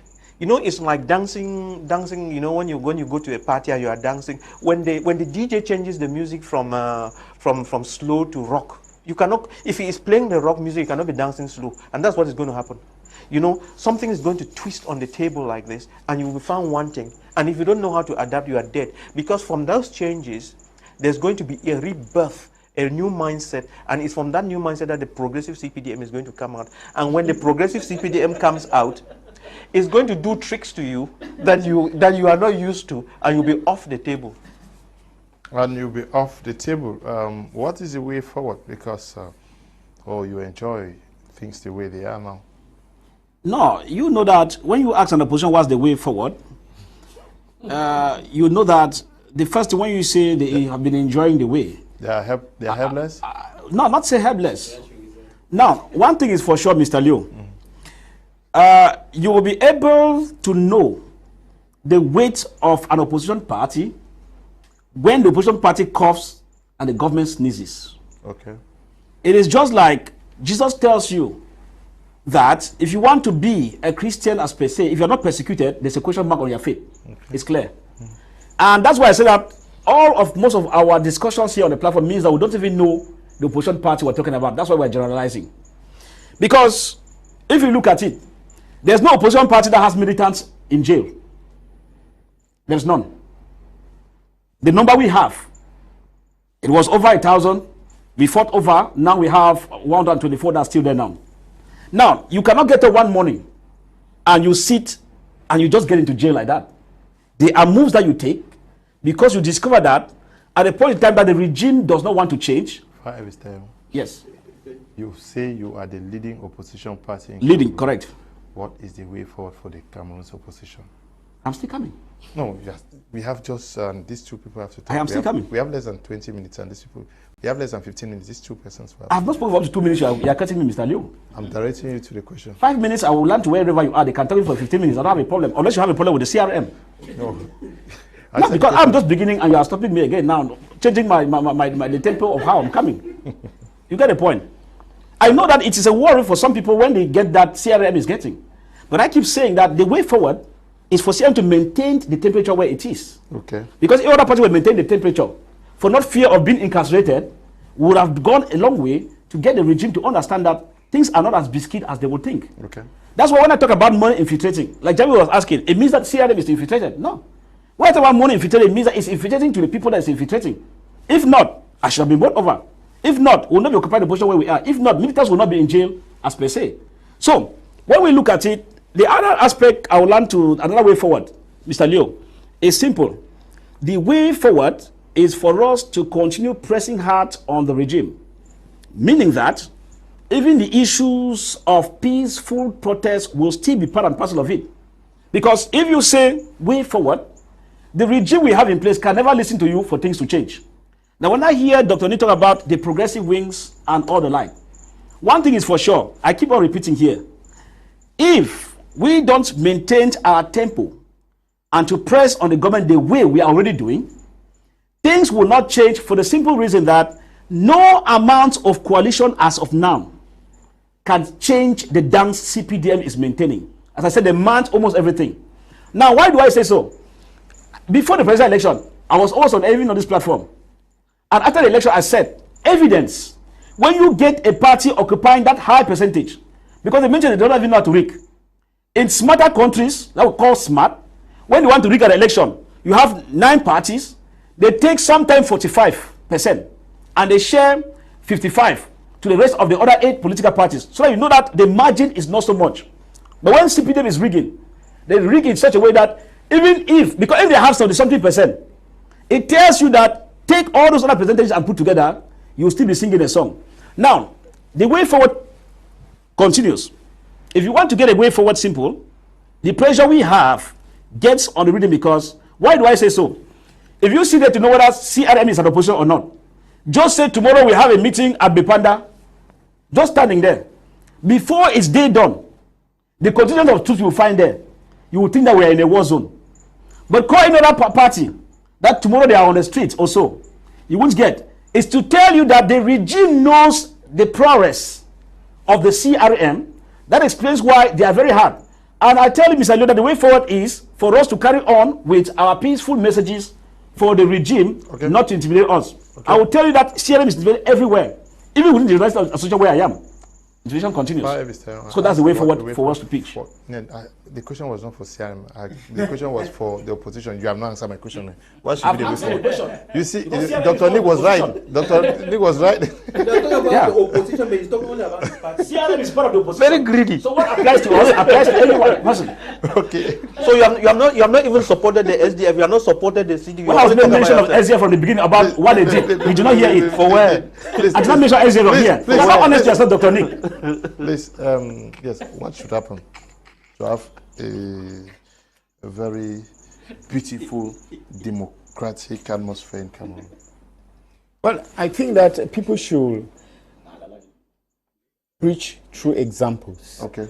Yes, there should be, it should be glaring examples that people see clearly that if tomorrow Dr. Nick wants to form a progressive party, I should first of all see and study and know what Dr. Nick has to show proof of forming a progressive party. It's not just because he tells me that there should be a progressive party that I should just accept. There are people who use their eloquence too, and then people discover at the end that it was all Femania and all of these things, they happen at the end, and it gets too late. You see, we have had people who have even gone into coalition, and then at the end, they start insulting themselves. Look at Eric Kinge, what happened to him? It didn't take long before he started insulting Maurice Kamto. Look at even, there are many cases where people get in, Pendakuka. There are many cases like that you get in out of, zeal, that kind of zest that you have. You just want to get in because of the eloquence of your leader. And then when you get in, you realize that it was a mirage. You know, it was not exactly what it was. So that is it, that we should be able to know people exactly. We should put people on the scanner and know them. We should x-ray them and know them. It is very important. And the best way to know these people is actually to know what the people have done before. It is not just getting from, a space and then coming and saying that you are the second Jesus, that you have come. No! Today, even that second Jesus come, there will be a lot of questions that should be asked to know really what truly you come from God. But that is a problem that we have. We don't ask the questions to know exactly who these people are. And then at the end, we discover ourselves that we are in the middle of the sea. So I think the second thing that we have to do, these political parties should do, is honestly let them try something and let the people see that they have tried. And it's the issue of the coalition. If they try this and it fails, yes, somebody has said, yes, we will order to run 18 parties, Pobia, and the CPDM still have 70% or 90%. But yes, let them try at least. Most people don't vote because they are discouraged. But if you form a coalition, that renewed hope will come up. People will try again. Because let me say, there's nothing bad in trying. But how can there be a coalition when everybody wants to be the boss? SDF and everybody comes. And SDF tells, Nick John tells Maurice Kamto, I'm the oldest political party leader in Cameroon. So you cannot be the leader of this coalition. And then Kamto says, I'm the one who is leading in Cameroon now. When you make voice pop, I am the one who is more loved. So I should be the one. And this is where their argument goes. And now, what happens now? Because they are unable to agree on what is happening, they are now easily misled by those who come And now they blame CPDM. and now they blame the CPDM. That is exact. This is really what is happening. They don't argue on terms of ideologies. They argue in terms of age, in terms of number of women and children that they have, the number of years that they have lived as politicians, and that has just nothing to do. It has nothing to do with what they are looking at. So I think that they should not chase the wind. There is American classes, they use this title, Gone with the Wind. Let them not chase the wind. Let them actually chase something that somebody can handle, can touch, you know. And I think that if they believe and they go in for that, Cameroon is going to change. Good evening, Mr. Liu. Yusuf is writing from Limbe. Political parties in Cameroon for themselves. That is why they don't want coalition and they are failing. Good evening to you, Yusuf. Good evening. Even coalition cannot beat Paul Biya in Cameroon. CRM is the crowd puller party in Cameroon for now, but his militants are not registering in the electoral book. So even if they give them chance, they will not do anything. Peter is writing from Yaoundé. Good evening to you all. I'm Gopte Alfred in Jonji, Diboncha. Mr. Kum, there is no use for political parties in Cameroon. They should come together and form one party, okay? Jonji, beautiful place with a very beautiful beach. Good evening. This message is extremely long. Good evening to you all in the studio. The Cameroon government is very astute. It knows how to play its game. These numerous parties are meant to derail the citizens from focusing on the government's affairs and right for themselves, which, of course, will be a failed venture. Okay, it will. Even though it's difficult for these parties to come together, their coming together will not do anything with CPDM. Look at the last presidential elections. The ruling party had about 80% and the remaining percentage for the rest of the opposition parties. Ezekiel, writing from Ako, that's in Donga Mantung Division. Good evening, Mr. Liu. The efforts of the hundreds of political parties in Cameroon have been rendered useless by the leading political party. Some are just coming up to make a name and get their own share of the national cake, not really to solve our problems. I'm Luis Fekado, writing from Yaoundé. Good evening to you, panelists, and to all Cameroonians. My vision to question of why political parties can't unite is just because of greedy racism. This one says, Kangaroo man, accept the truth and it will not cost you anything. The simple reason why opposition parties fail is lack of financial resources to run the election. Stanley is writing from Limbe. Good evening, Mr. Leo. The world is evil. Don't tell people where you get the bread from, like they will kill the baker. Is okay. Binom is writing from Fundong. Okay, you say the world is wicked. Okay. Good evening to you. Oops. My vision to the question of why political parties can't unite is just because of greedy racism. Let me revise you on something very important to if people can express themselves openly now in Cameroon, is because of the SDF. SDF is one of the most, okay, good evening, Mr. Liu. If we have 300 parties, it is because many of us are hungry and need food from the CPDM. If not, the SDF, MRC, PAP will come together and form a force. Let Cameroonians be patient. The progressive CPDM will see us through. Keep it up, Mr. Liu. Zikia is writing from Tombel. Good evening, Mr. Liu and everyone in the studio. The truth is, even if the political parties come together, they will still not win. This is because there has never been any free and fair elections in Cameroon. The whole thing is corrupt. Cameroonians just have to rise and force this regime to step down. Kingsley is writing from Douala. Yes, your way out. The way out for the opposition parties, first, they should have political education and educate their masses detailing about their manifesto and what it stands for. Two, they should also understand that there's unity in strength, and they should come together no matter what it takes and try. Better they should fail, but they should try by all possible means to come together and see how they can hold the regime together. Remember, it's difficult to steal municipal elections. It's easier, as they may say, to steal elections, but it's difficult to steal municipal elections. So if they can come together and form coalition, and then they do the magic at the level of the parliament and do a shake-up at the level of the parliament, it will be better.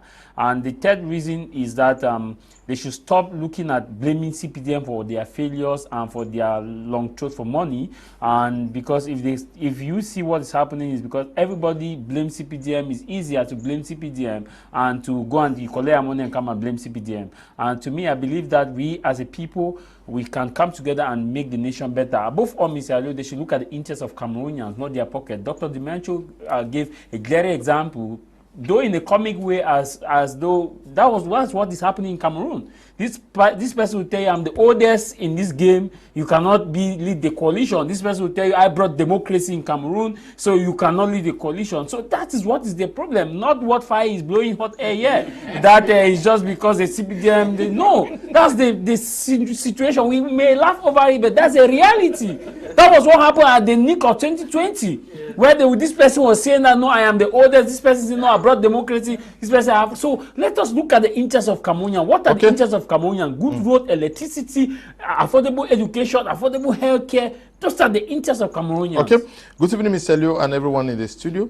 I'm thanking you guys for feeding me with political aspirations. Leonard Kome Edon writing from Guti. Good evening to you, my Mbombo Leonard.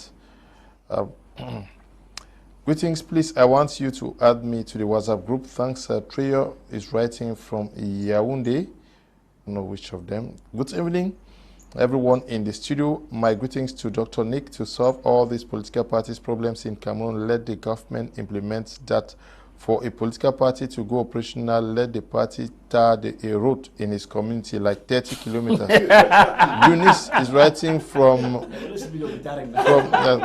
good evening, Mr. Leo, and all in the studio. No party can open a school or a company and the CPDM will accept. God bless Cameroon. I'm Kum Peter writing from Limbe.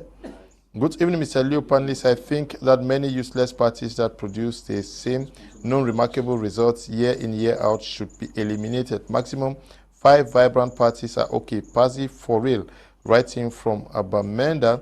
Sakwe Moses, writing from Limbe, says, good evening, Mr. Leo, all of you in the studio.